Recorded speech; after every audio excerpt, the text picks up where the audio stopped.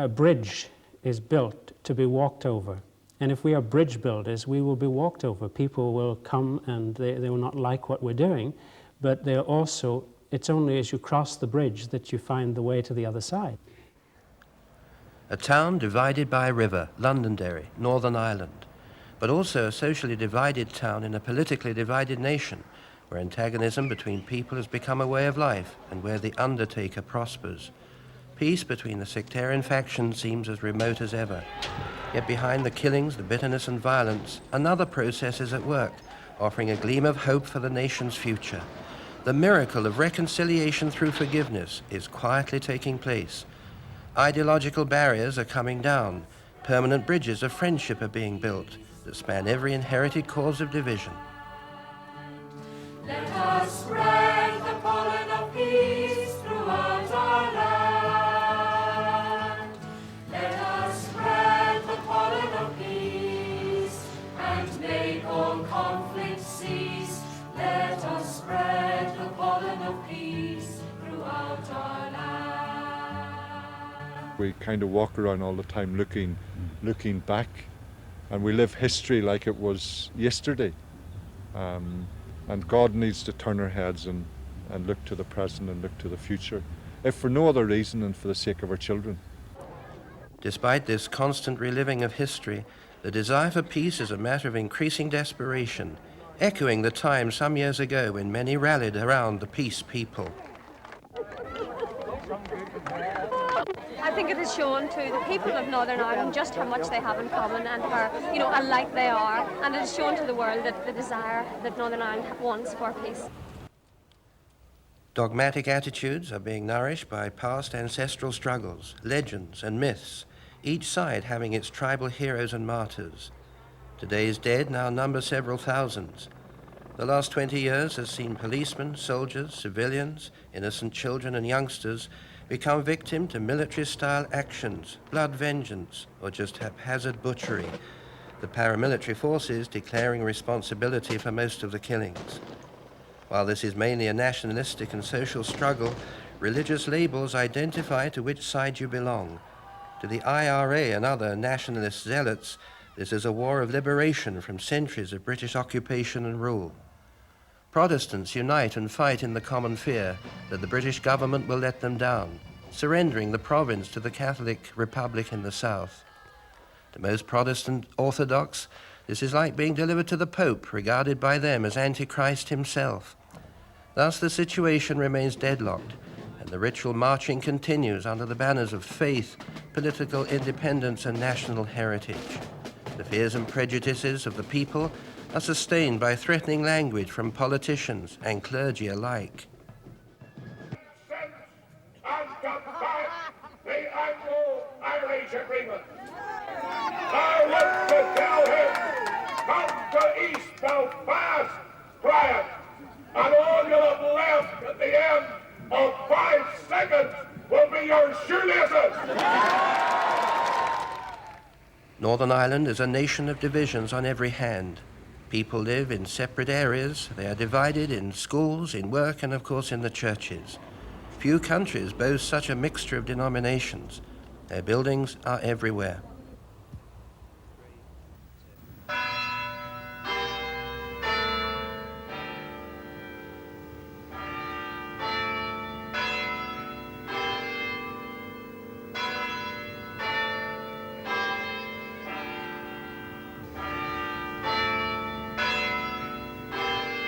One of the problems with our church buildings is that they all belong to some denomination. And I often say they've become fortresses that separate us from each other. I mean, you can see as many pubs in Belfast or in Ireland as you can see churches. So we like our drink and we like our religion. But that doesn't say to me anyway that Christianity is flourishing in this country. Evangelist David Matthews has worked for many years for reconciliation in Belfast. With a Catholic friend, he started Belfast Christian Family, an interdenominational fellowship that included Catholics and Protestants, where friendship and care were more important than views on theology and politics. House churches like these have set themselves against sectarianism, not just in theory but in practice. The church must represent an alternative society, says David Matthews. That life can kill you. Did you know? In the church in Northern Ireland, too often we're not salt in the society. We're just the same as the society. We have the same values, the same outlook, the same problems, the same sins, the same bigotry, the same sectarianism. And instead of being salt in society, we're simply a reflection of society. And that's got to change. And changes have come. Mary and Joe Walsh, as Catholics living in West Belfast, attend Mass regularly, but were also active in Belfast Christian Family. Joe grew up in the notorious Falls Road, where hatred towards Protestants and the English is deeply rooted. And there was this awful fear just enveloped the whole area that I lived in. Mm-hmm. You know, that the English, you know, the Protestants are coming to take over. They're just about to come. So I think there was a hatred that developed, yes. Philip and Sadie Crossy, living in Protestant East Belfast, were also members of Belfast Christian Family. Their attitude towards Catholics was marked by fear and suspicion. Come on. Good boy. There was a real lack of trust for Catholics. I didn't think you could be a Christian and be a Catholic. The first few times I went into a Roman Catholic area, all the traditional Protestant fears that I had imbibed over years just came to the fore, and a gun would be put to my head and I'd be asked questions. And they would know you were a Protestant because you looked like one. That's right. Somehow there'd be this big sign across my head that would say, "I am a Protestant," you know. Can you actually see it? Well, you know, I mean, that would be one of the things, you know, you can tell who is a Catholic just by looking at them and who is a Protestant. This is traditional Northern Ireland thinking. Both couples make clear that the contact between them has profoundly changed their relationship. They now not only accept each other, but are close friends. Probably it's made me willing to want to know how they think and to be prepared to admit that it's other than what I always thought it was, and to be willing to see that they are my brothers and sisters, and being willing to risk disapproval from family or friends in doing that. Firstly, to accept that they could be Christians and remain Roman Catholics.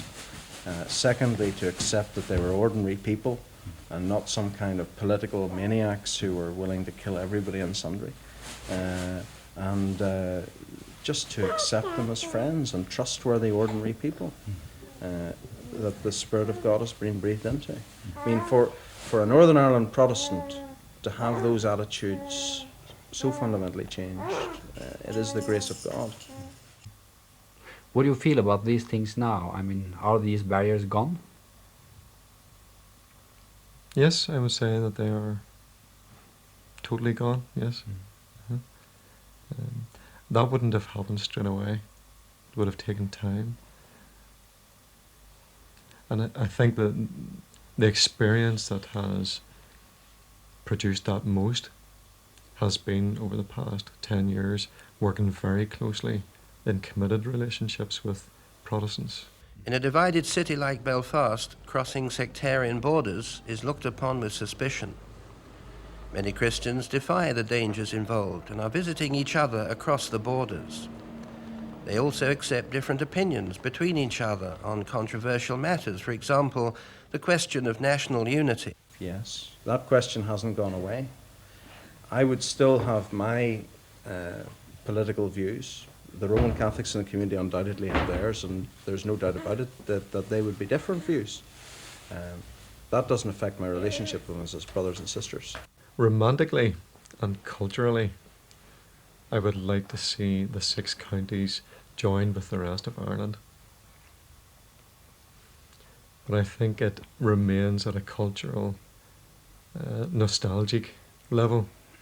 Mm-hmm. I think realistically, we would probably be worse off. And I certainly wouldn't die for it.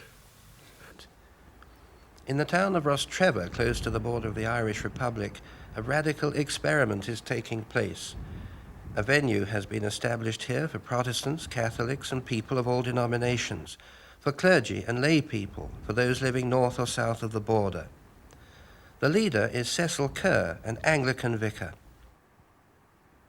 We're called here not to start another denomination, but to serve the vision of the unity of the whole body of Christ. When Christ comes again, he's not coming for denominations, he's coming for a body united in love.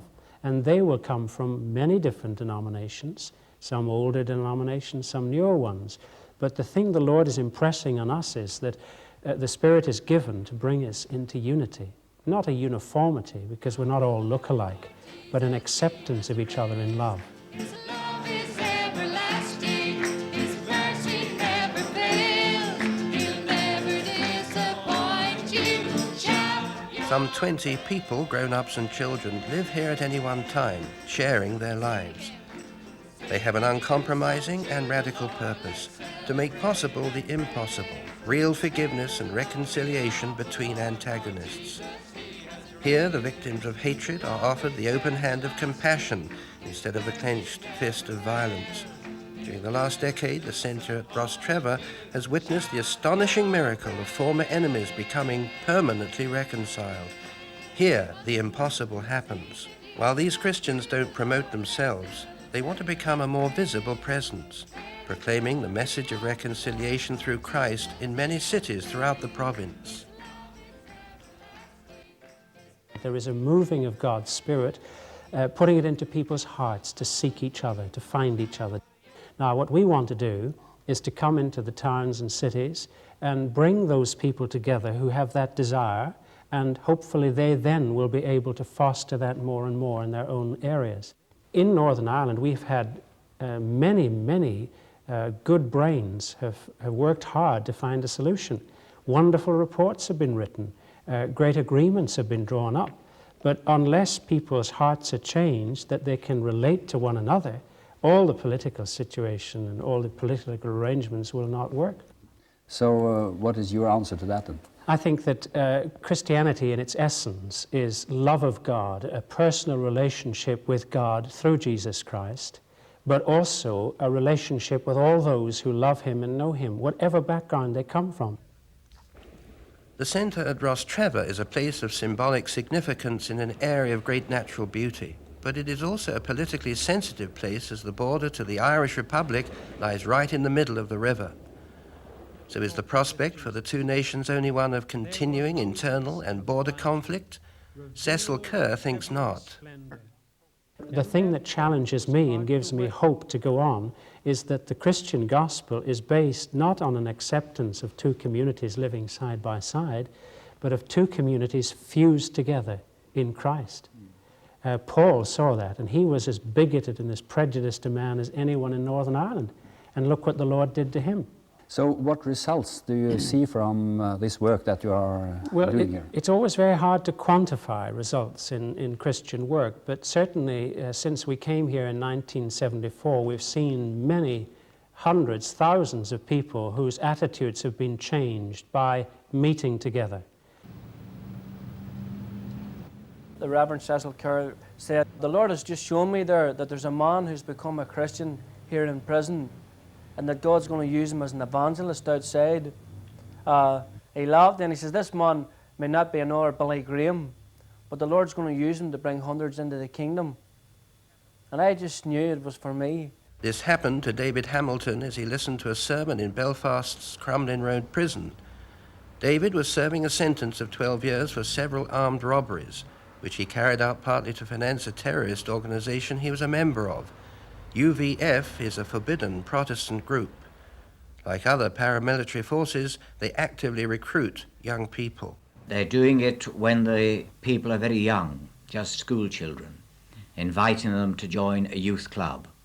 And they don't say what kind of a youth club, they just go in and play table tennis and games. And then one day they go in and there's a submachine gun on a desk and they're shown how to dismantle it and put it together. And that makes them feel that they're grown men and it's very exciting, and then they're in. David grew up in Rathcoole, a suburb of North Belfast where most inhabitants are unemployed. This milieu is fertile soil for the paramilitaries. frustration often erupts into vandalism and violence.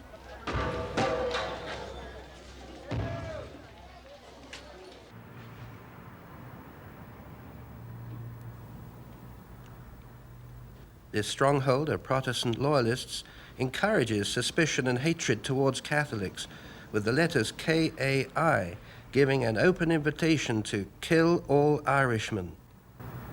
You sort of got armed. I mean, you got weapons, didn't you? Well, what is just stole weapons, you know, from people who had private weapons in their houses. And we broke into houses and stole the guns. Although there was a lot of weapons stolen from army camps as well. At that time, there seemed to be a lot of murders by the IRA, and we thought the best thing to do was to get involved. I know the people here, you know, they all know that I've become a Christian. Some of them just think I'm a religious nut. You know, I thought having a good time was when you had a bottle of vodka and a woman, plenty of money. You're definitely having a good time then. But God began to show me that wasn't true. And God showed me, you know, on a few occasions I should have been dead.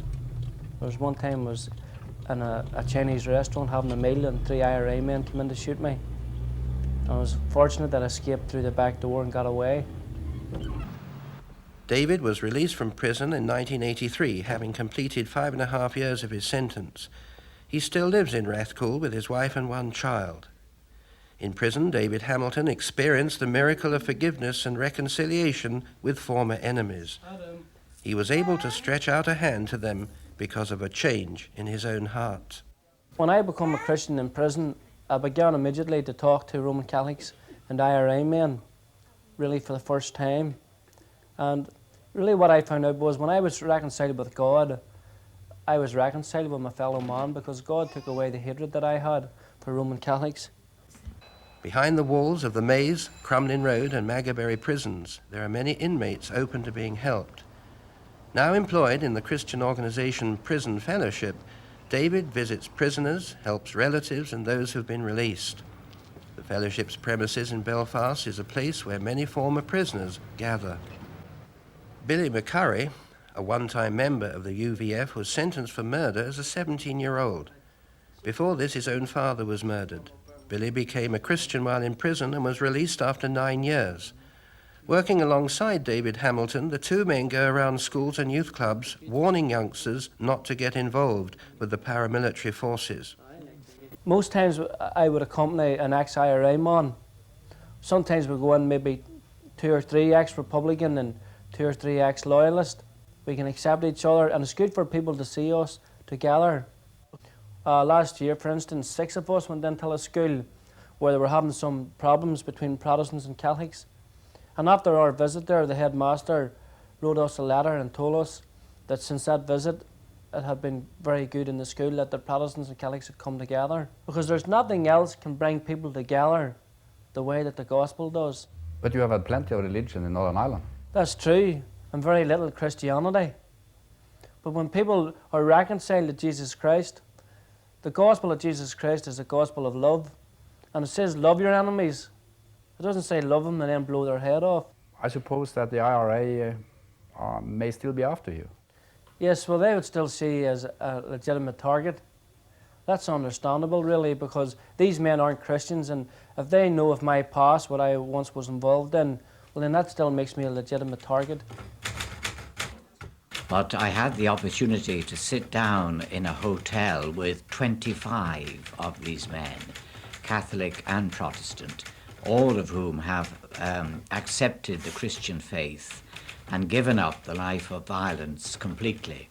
But then as I listened to them, they were telling me of others, both men and women. So the actual number is not known, but it's growing all the time. This book describes some of the many who laid down their arms. The journalist Eric Mayer has investigated what happens to those who leave the paramilitary forces. A minority of them decide to go out publicly and make a public confession of their faith. And they today are going round schools and youth clubs and warning youngsters not to get involved with any kind of terrorist organization. The majority of them, and very wisely I think, move away to another part of Ireland and some to other countries and start life all over again. But is this dangerous for them? I mean, can't they be treated as traitors? Well, they have to be very, very careful. If they gave any information to the police, for instance, if they gave names of former associates, they would be in great danger. The city of Armagh has been a spiritual centre for all Ireland since 400 AD, when Patrick, the national saint, founded his first church on this hill. Unhappily, the gospel of love is not the dominating force in the towns of Northern Ireland today. Instead, the force of arms has produced untold tragedies, not least among the police. In the town of Newry, 9 policemen and women were killed when the IRA directed mortars against the police station. One of those killed was a niece of Michael Kennedy, a vicar in Armagh. He numbers many other victims among his parishioners and has been at the side of many grieving, despairing relatives. Clearly it's a tremendous shock to them and a very severe blow when they lose somebody. In one case in my parish it was a 17-year-old boy who was blown to pieces by a terrorist bomb. In my experience, very often the people who have suffered the most are those who specifically request that no revenge be taken, and they feel that they don't wish other people to suffer in the way in which they themselves have. I felt privileged to be Khan's mother, and more than glad that I wasn't his mother. I would say of the two of us, his mother must be going through terrible anguish if she knows what her son has done. Pearl McKeown is talking about the terrorist killing of her daughter Karen, just one of the many innocent victims of a merciless fanaticism. Just 20 years old, a student and Sunday school teacher, Karen came out of church one Sunday in 1982 and a man gunned her down. She had been the indiscriminate target of primitive blood vengeance. The idea is this: if they kill one of ours, we take one of theirs. It doesn't matter who. 3 weeks after being shot, Karen died. This is how her mother remembered the last hours with her daughter. And then she said, "Mum, do you think you have troubles? Will you go home and you think about his mum? I'm sorry he did it, but I'm sorry for him that he did it." But what about you then? Weren't you bitter on the man who did this?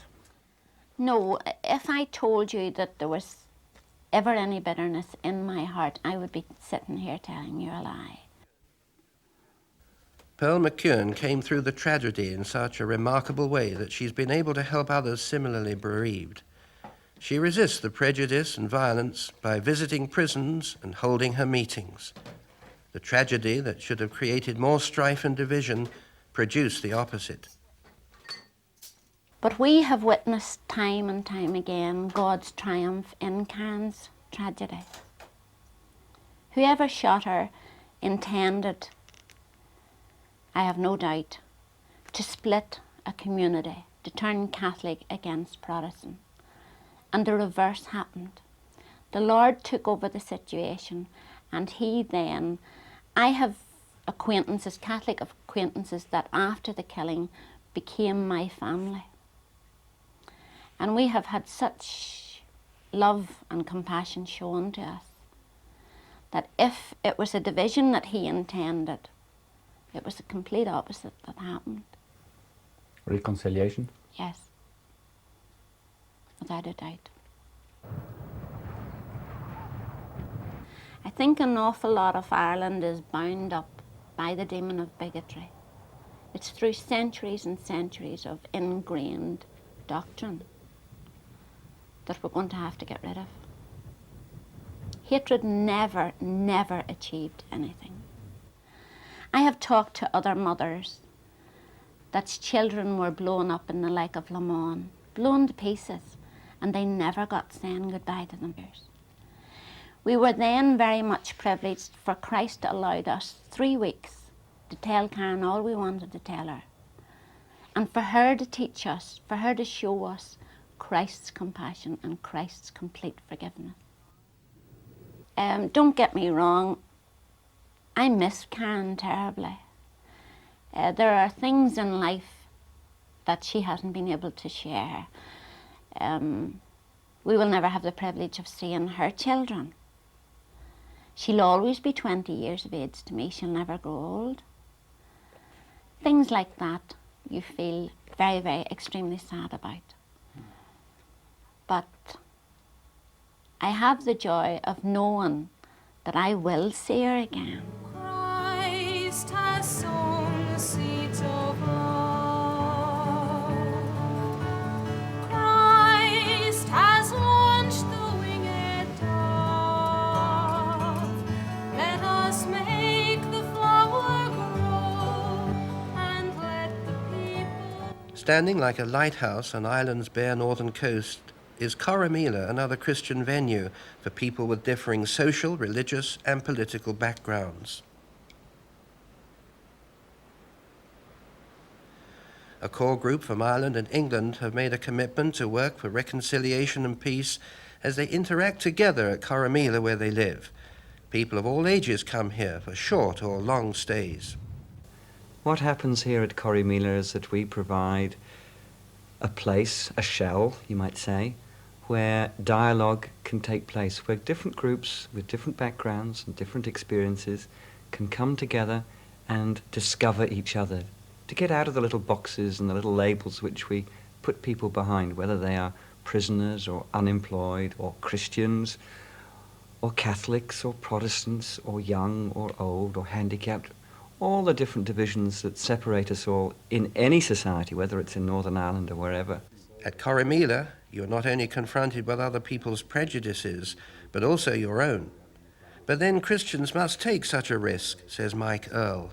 Yes, I feel that the gospel is calling us to take many risks, and particularly at this time. And I think the opportunities which we have of bringing different groups together here is an enormous privilege. I think the approval comes from ourselves believing that we are living the gospel, that we're trying basically to break down the barriers between people. There's neither Jew nor Greek, Protestant or Catholic. You know, we would work along that basis of trying to break down barriers, male, female. You know, we have it on all levels here. Corrymeela is a place of openness, tolerance and frank discussion. This is a class from a Catholic grammar school in Northern Ireland. Like others who come here, they're being challenged about what they can do themselves to break down the ever-present barriers which pervade their daily life. But you are going to be the future parents. I mean, how do you want to see Northern Ireland in 15 years' time? There's violence within our own hearts and within our own minds. It must start there. The solution must start within ourselves before we can even start between Catholics and Protestants. There's got to be mixed schools. If you put Protestants and Catholics together when they're 4 or 5, they're going to grow up with different attitudes towards each other, because it's very hard to change the attitude of adults. It seems to me that you are sort of challenging the young people who are coming here.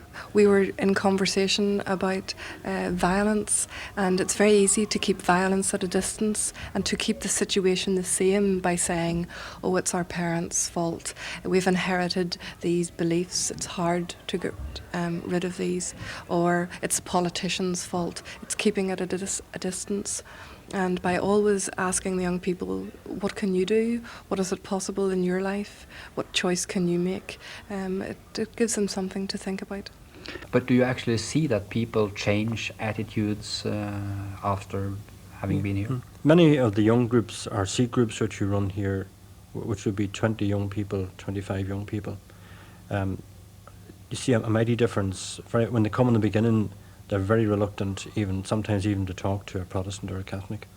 Very reluctant to talk about religion or politics. But over a period of time, we can see those barriers breaking down and real deep discussion taking place and understanding. Yes, a friend recently described reconciliation in terms of relationships without power. I think that remains one of our challenges for us, that if we are working for the kingdom, we have to find relationships which are not these comfortable relationships of I'm up here, you're down here, but to find ways in which we can throw away the boxes, the power, the status.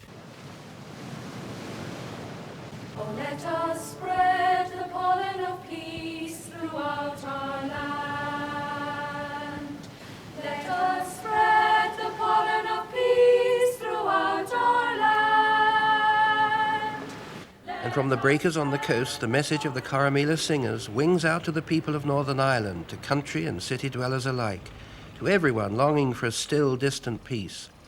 For an increasing number, hope for the future lies not with the terrorists, the bullets or the bombs, but with the bridge builders, those determined to oppose religious bigotry, those who courageously withstand the hatred and fear, those who believe that the Christian gospel is the only way for reconciliation and national unity, those who even forgive merciless men when they butcher their children, those who dream about a peaceful kingdom yet to come. Well, God has always used dreamers, hasn't he? As one song says, and I forget who sang it, but we've shot all our dreamers and there's no one left to lead us. And this country needs men with a new dream. And even if it is only a dream, and even if the dream dies with them, at least someone dreamed. At least someone somewhere said there is a kingdom that is different from this. And in Northern Ireland, I'd rather be that kind of practical dreamer than just sit around and say, well, I can't do anything, therefore I won't do anything.